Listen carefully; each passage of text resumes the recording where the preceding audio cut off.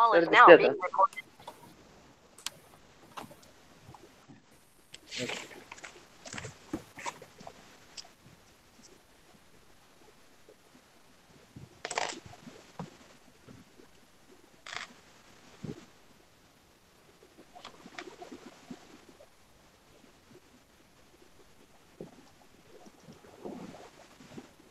Okay. Last time we have seen the detectors. Just take a look, quick review on the detectors. What is meant by detector and what are the properties? Now its classification. Just mute your mic. So there are different types of detector can be classified as a concentration detector, where is the concentration of the analyte is determined. Second is the mass detector, where the total mass of the analyte in the carrier gas is determined.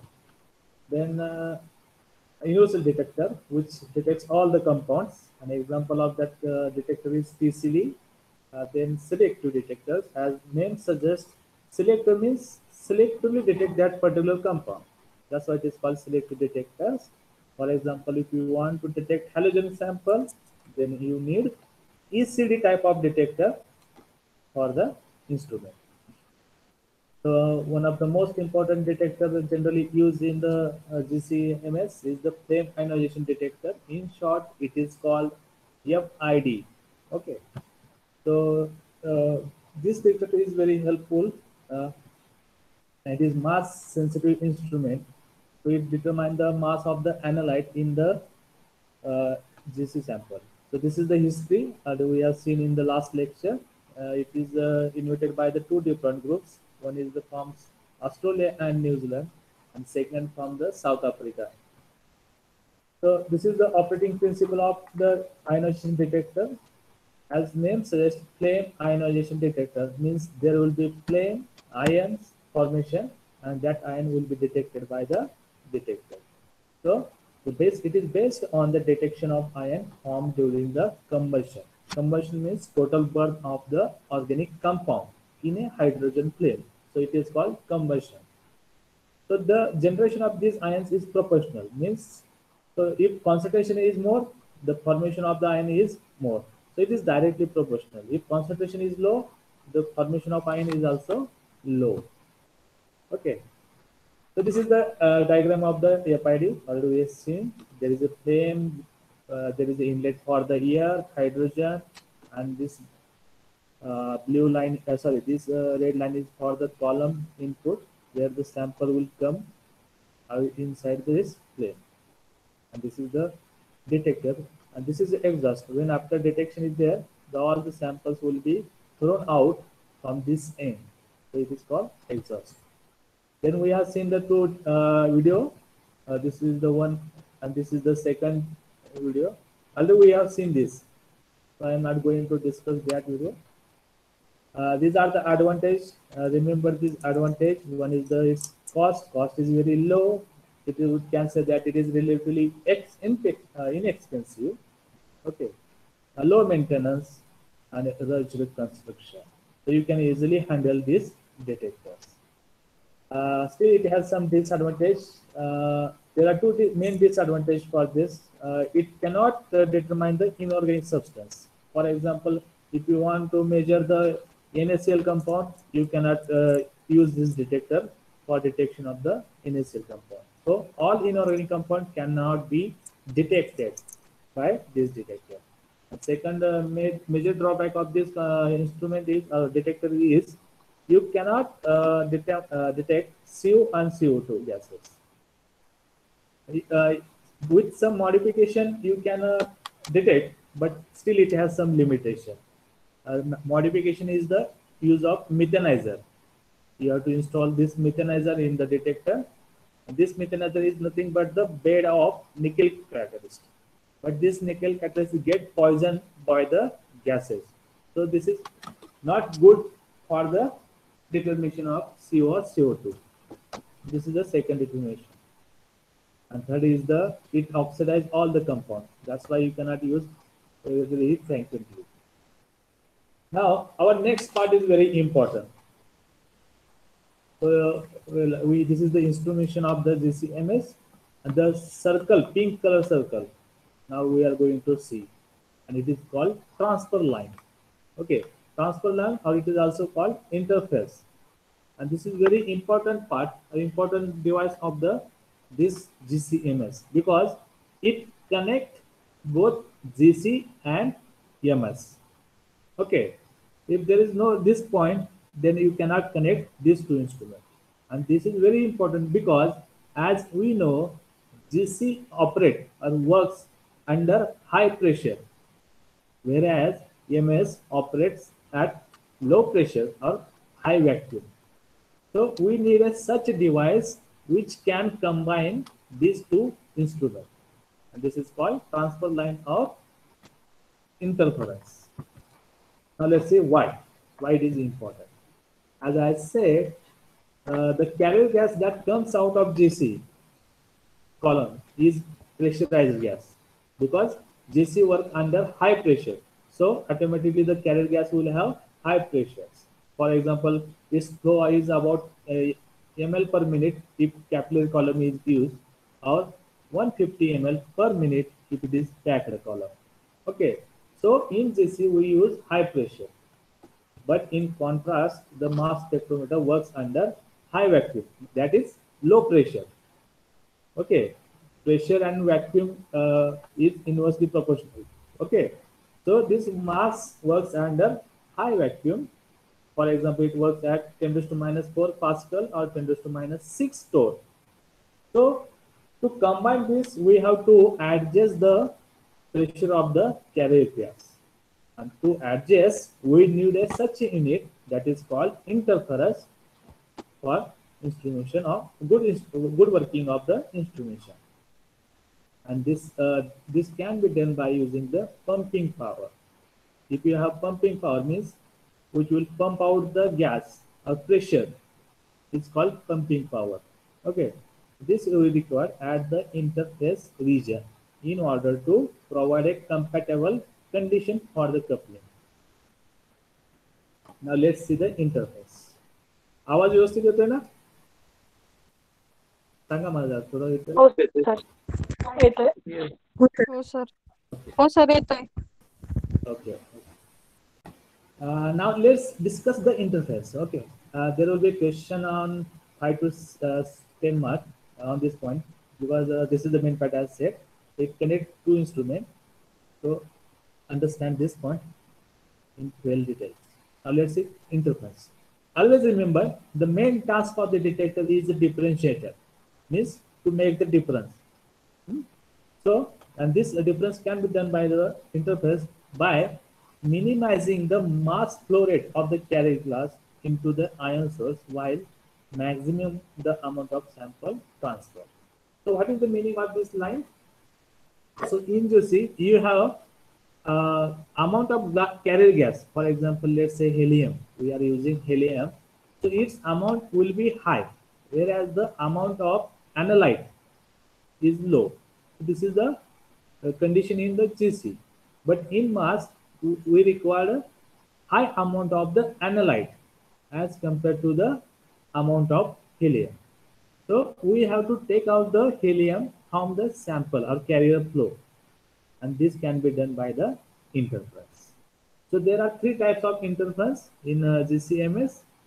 First one is the molecular diffusion enrichment device. Second is the molecular jet enrichment device, and third is the pan-selective membrane devices. So these are the three devices you can use for the GCMS. Now let's see one by one. Before that, let's see how it works. This interference, how it works. It works either two way. Okay. Remember that in both the way there is one membrane. Okay, a barrier, we can say that. Barrier means which obstacle the flow of the gas. Or membrane the same way, membrane which obstacle the flow of the one of the component. This is called membrane. So it will work either pass the sample through a barrier membrane to the mass spectrometer. Means it only pass the analyte. It will not pass the helium gas. So this is the first way. And second way is that it passes the carrier gas through a barrier. Means it will take out the helium out of the analyte and it will be pumped away. Okay. So these are the two way this interference works. Now let's say first interference, molecular effusion. So this is the first interface used by the two scientists. One name of scientist is Watson and Beeman. They used it for JCMS in 1960 around. So this is the diagram they given.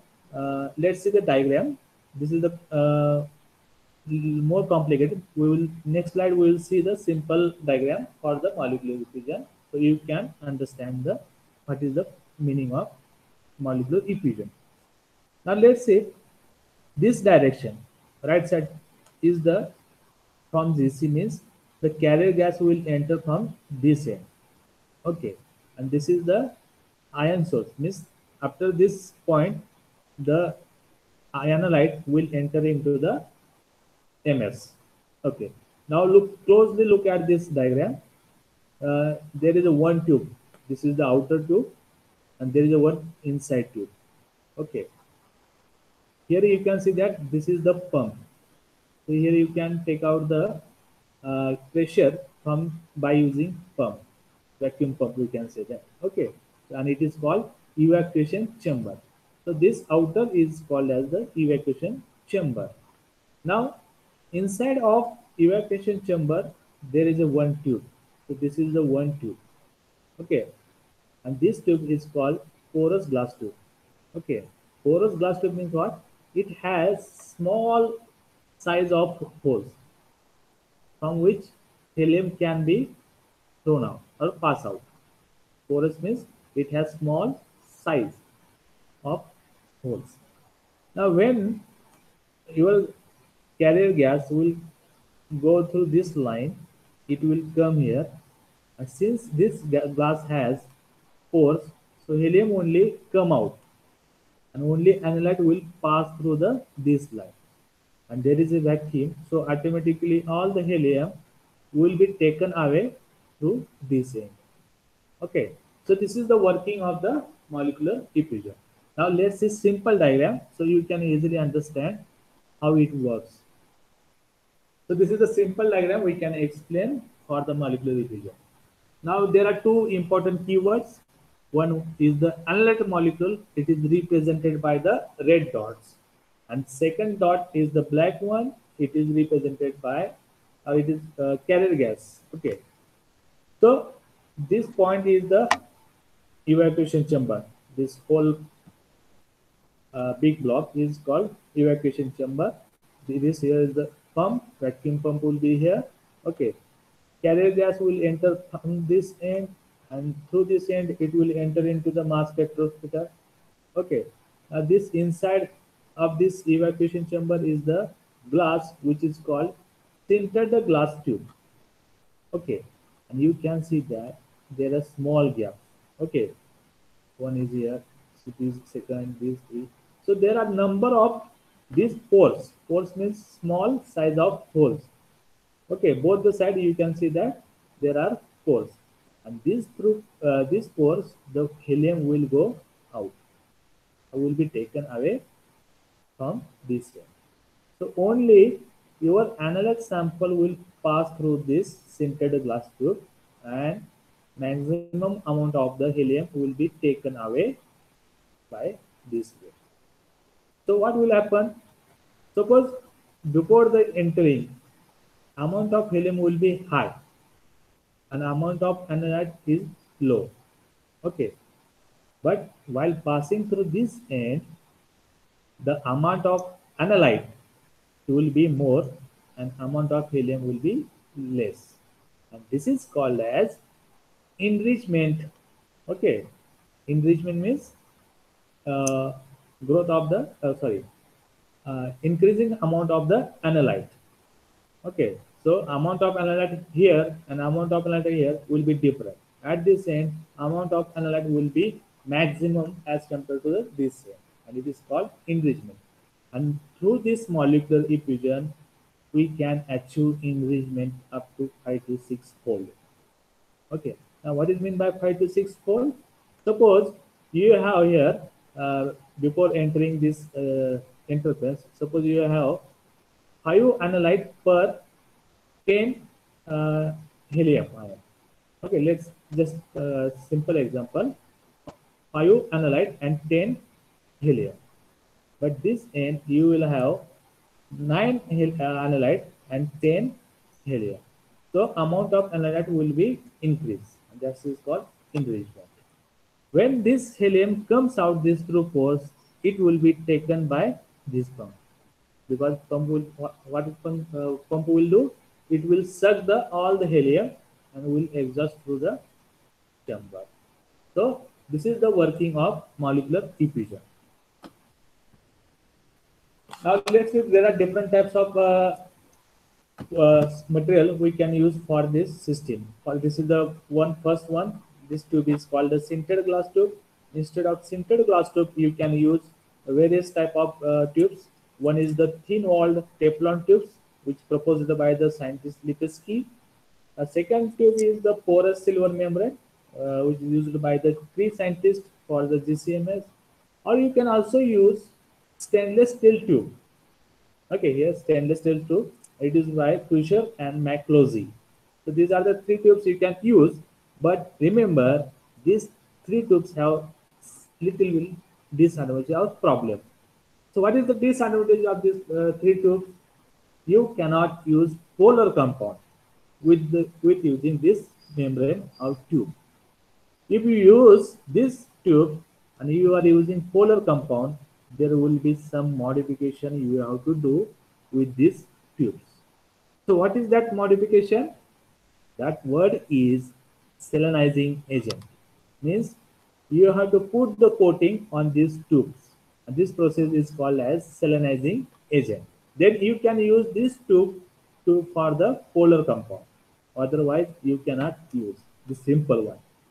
But scientist Marquet developed one new tube, and it is called glass-free molecular diffusion. And there is no need of this salinizing agent for this tube. It can be work very well for the polar compound. So these are the tubes you can use as an interface in the molecular diffusion. Okay, so this is all about the molecular diffusion. Now second type is the molecular jet. Okay, so what is meaning of jet? Like it is a pressure gun, we can say that. So molecular jet means it will uh, send the molecule with high speed. Jet means we throw out the molecule with high speed.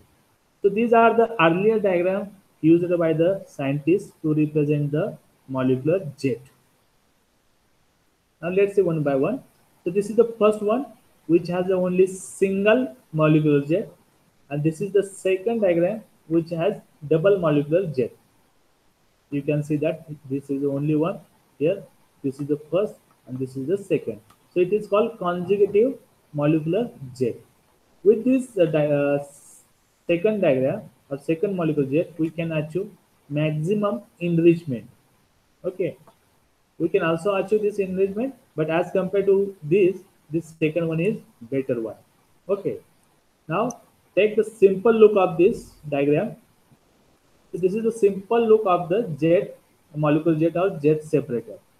Here you can see that one end from DC means sample will come inside along with the carrier gas, and second this one is analyte will go into the mass spectrometer, and this is called center part is called the evacuation chamber, means where the analyte carrier gas will be taken away.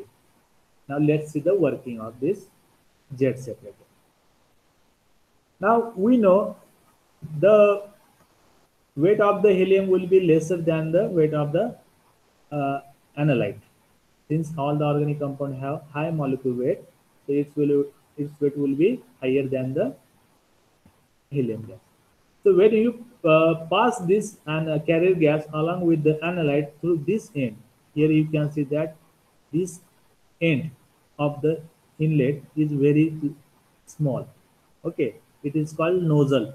Okay, so when you pass this carrier gas, it come out very fastly and will get expand into the evacuation chamber. So here you can see that all the gases coming out this nozzle get expand. So lighter helium will be expand more rapidly as compared to the heavier analyte. So you can see that this helium is expand or go away as compared to the this analyte. So only this through this end only analyte will enter to the this end. This is the second end. Okay, and remaining helium will go outside. So movement of the analyte is more than movement of the helium. So what happen? Only analyte goes through this line and helium goes side. When helium goes side through this line, it will be evacuated or will be pumped out by using vacuum pump. So this way you can removing the helium from the analyte in carrier gas and making sample more rich. Here you can see that in inlet you can see there are a total 6 dots for the helium and only 3 dots for the analyte. But this end you can see that only analyte is there, helium is taken away by the vacuum pump. So this process is called the diffusion, and this can be done by using the Z separator. Okay. Now third one is the perm selective membrane. And as the name suggests, there will be membrane. Everyone knows the what is meant by membrane. Okay. Selective. So what is meant by selective? Means that membrane will work with only selective material or selective component or selective analyte. Okay. Now let's see how it works. There is one word you have to remember in this point. It is called permeability. Okay. So what is meant by permeability? Let's see. So here definition is given. Permeability is nothing but it is solubility into rate of diffusion. So solubility into rate of diffusion is called as the permeability. Okay. Huh? Now this selective perm selective membrane is working or is based on the large differences in permeability of between most organic molecules and the carrier gas. Okay, so you have to remember that if there is no difference in the permeability, then this device will not work. Okay, so there should be large difference in the permeability of the helium and organic compound. Otherwise, it will not work. Now, see in diagram. So this is the inlet. Carrier gas along with the analyte will enter through this end. Okay, so this is the evacuation chamber. Okay, this bottom end outlet is called evacuated. And here you can use the vacuum pump. So all the helium will pass out. And this end where the analyte will enter into the mass spectrometer. That is MS. Okay, and this black line is called the membrane. Okay, now this membrane, sorry, so this membrane have uh, now when the samples from the GC inlet comes, there will be helium and the organic compound or analyte. Now this membrane have typical permeability for the organic compound. Helium will not pass or will not get soluble or will not diffusion through the membrane. Okay, so what will happen? So only analyte or organic vapor will pass through this membrane because this organic compound has good permeability as compared to the helium. And this membrane will allow only analyte molecule to pass through it. And helium molecules will come here and will be taken away by the vacuum pump. Okay, so this way you can do the enrichment of the sample by using membrane. Here you can see that in this case the amount of helium is larger as compared to the analyte, but This end, where the sample enters into the mass, has more concentration of the analyte, and we required more concentration for the MS.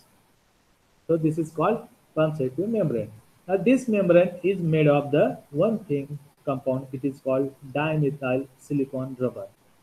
This membrane is made of dimethyl silicon rubber, which has a thickness between 0.025 to 0.04 mm. So this is the size of the this membrane. Okay. And by using this membrane, you can do the enrichment up to 10 to 20 fold. So you can increase concentration of the analyte by 10 to 20 fold.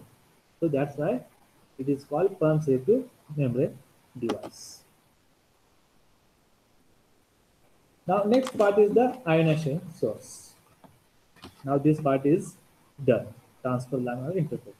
Now this pink part is very important in the mass spectrum. It is called ionization source. So ionization source means what? Where the formation of ion will take place. It is called ionization of source. Now let's see in details. So ionization source is nothing but the component or the device which convert the component of sample into ions by bombardment of electrons or ions or molecules. Means what? When your sample enters into the ionization source, it will be bombarded with the electrons. It will be heated by the electrons. So there will be collision. When collision takes place, there is a formation of ion. So your component or your analyte converted it into the ion. That's why it is called ionization source. So there are two types of ionization source generally used in the mass spectrometer. First one is the electron impact ionization, and second is the chemical ionization. Okay. Now we have to see the what is meant by electron impact ionization and how it works. Okay, generally these two ionization sources are used in the GCM or MS. Now let's see the electron impact ionization source. So as name suggests, in name you can see that the word electron impact. So what it mean? That there will be use of electron to form the formation of the ion. Okay. So as its name implies or suggests, electron collide with the gaseous molecule to form the ion. So remember this. Okay. So there will be electron and there will be gas and there will be collision between electrons and gaseous molecule and formation of the ion. Because MS works on the ion. Okay, mass to charge ratio as we know. So there must be a formation of ion, and this can be done by the EI, that is electron impact ionization. Okay, so here in this system you are producing the electron, making it collision with the gaseous molecule, and there is a formation of the ion. Now let's see how it works. See the diagram. In this case, you can see that this is the filament, either it is tungsten or other filament you can use. Okay, and this tungsten filament is connected to the high voltage current. So this is the voltage current. It is attached to this filament. Okay, this end is the GC flow. Means sample will come after passing through interference. It will enter into the ionization source. So this is the inlet. This is the molecular analyte. This is the outlet, okay, to the mass analyzer. The sample will go to the mass analyzer from this end. Here you can say that this is the negative side, this is the positive anode. Okay, so when electron is generated from here, it will pass through this path towards this. So when it reach here, the current will be measured, or electron will be measured. How much it passed through the this line. Now see the working. So remember 3 points. First one is the formation of the electron. See where electrons will be formed, will be having high energy. The energy of this electron is around 70 electron volt. Okay, and this much energy required in mass spectrometry. So The first part is the formation of the electron. Second is the entrance of the molecules. When these molecules and electron from this side comes to here or collide, there will be formation of the ion. So formation of ion will be take place in this region, and that ion will be taken towards mass analyzer. So this is the working of the electron impact ionization. See, so here we can see that electron which having 70 electron volts are produced by the heated filament. So this is the heated filament and accelerated to the anode. So this is the anode. Okay. So formation of electron takes place here and accelerated to this end. It is called anode. So gaseous compound from GC flow. So gaseous compound is which has a organic compound analyte will enter to this end and there will be a collision. So collision means what? The suppose M is the organic molecule or analyte which in a gas phase. Okay, remember that analyte must be in a gas phase. It should not be in a solid or liquid phase. Okay, so that's why we require temperature. So here we can set the temperature to keep the analyte in a gas phase. Then it will work. Otherwise, it will not work. So M is the some component or analyte in the gas phase, and this electron will collide, and there will be a reaction like this one. So electron from the molecule analyte will be taken by the electron, and there will be formation of the two electrons. So analyte will donate one electron and will get the positive charge. So here you can see that this molecule or analyte in gaseous phase converted into the M plus. Plus is the charge on the analyte, which is also in a gas phase, and there is formation of the two electrons. Now these two electrons will be accelerated towards the anode to measure the current. How much electrons are produced here and will be measured for the analysis. So this is the collision. This reaction takes place here. So after formation of the ion, so here you can see that there is formation of M plus means molecular ion. Okay, so just only one electron is removed from the ion. That's why it's called as molecular ion. Remember this word in mass spectroscopy. You can see that when one electron is removed, it is called mass spectrometer. Okay. So when there is a formation of ion or molecular ion, it undergo fragmentation. So these words are known to you. Okay, so there is a formation of fragmentation. Fragmentation what? Means breaking of the molecule ion into different parts. Okay, and this molecular ion is rarely observed. Okay, what is the meaning of molecular ion is rarely observed means what? If it is stable, then there will be a peak in the mass spectra. Huh? If it is not stable, you cannot see, or there will be a small peak for the molecular ion, which is hard to difficult, hard to detect. Okay, so that's why it is called the molecular ion is rarely observed, and the fragment ions are easily detected, and ions are directed to the mass index.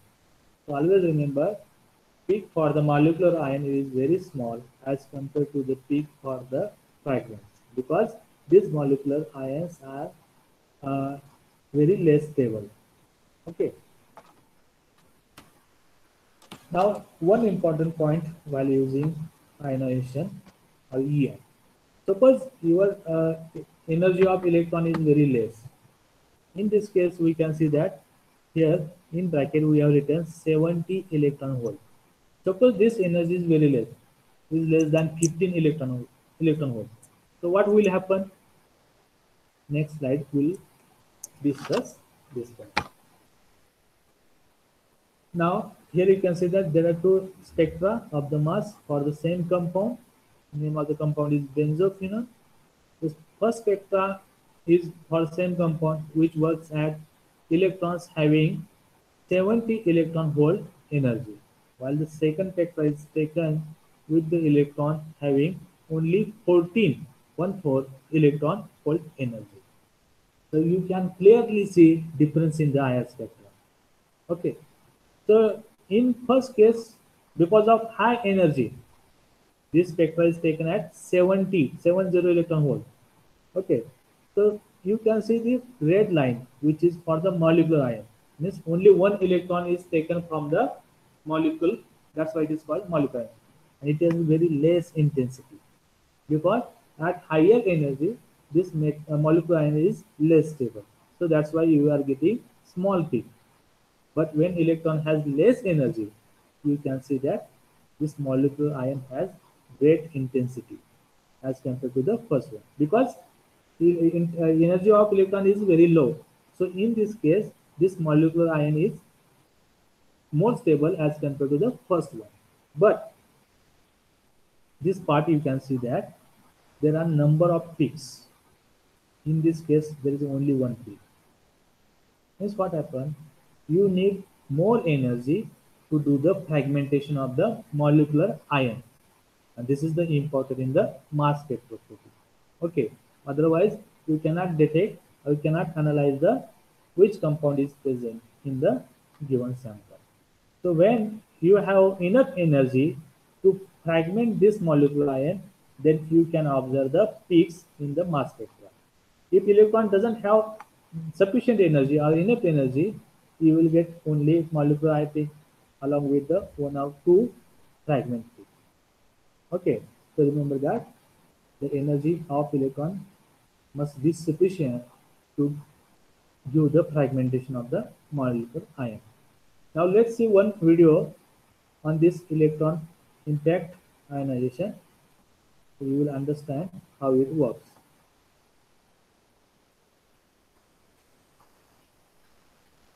So electron ionization in mass spectrometry.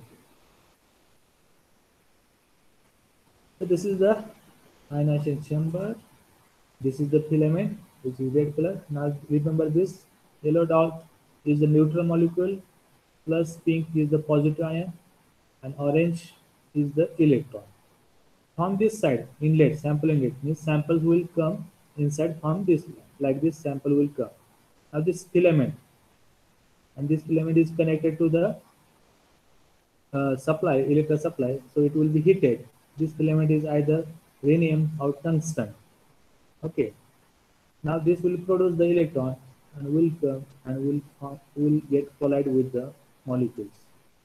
So you can see that after collision, there is a formation of the positive ion from the neutral molecule, and this electron they move to the trap electron. So this is the positive ion. The electron will attract to this end, and current will be measured. Now this is the positive ion. We have to move this positive ion towards the mass analyzer. So this is the mass analyzer is connected at this end. So what we are doing? Just we are passing the positive current supply. Okay. So this positive and this positive will repel. So automatically this positive ion will move from this place to the analyzer.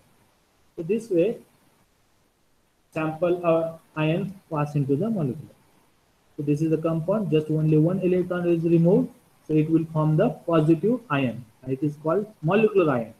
Remember that when one electron is removed, it is called molecular ion. So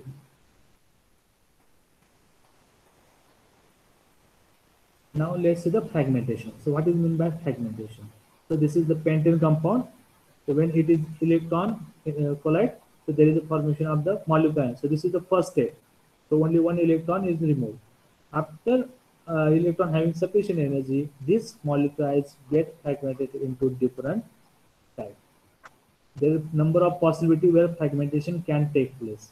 So you get the various fragmentation after formation of the molecular ion. In this way, this ionization chamber works. Okay.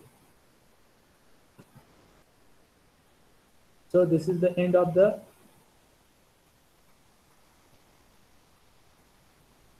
ionization chamber. Okay. Now turn your mic and camera.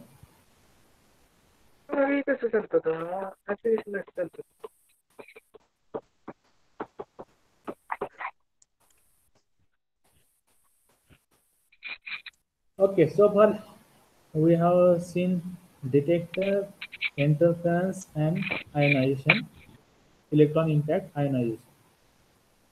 Anybody have any doubts?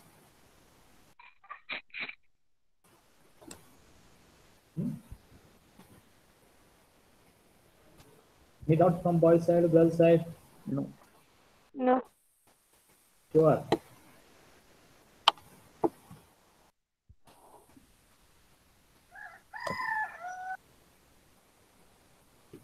Okay, now I will ask one question to you. You have to find out the answer. Why in MS why high vacuum is used? Okay, why high vacuum or low pressure is used in the MS? You have to find out the you have to find the answer for these questions. Okay, just do search in Google, you will get the answer. Okay, now we will stop here and next lecture we will see the second analyzer and mass analyzer. Okay. Okay, sir. If you have any doubts, frankly ask, or you can call me or give message. I will reply to your question. Okay? Okay. Okay. Okay, sir. Okay. Then see you next lecture.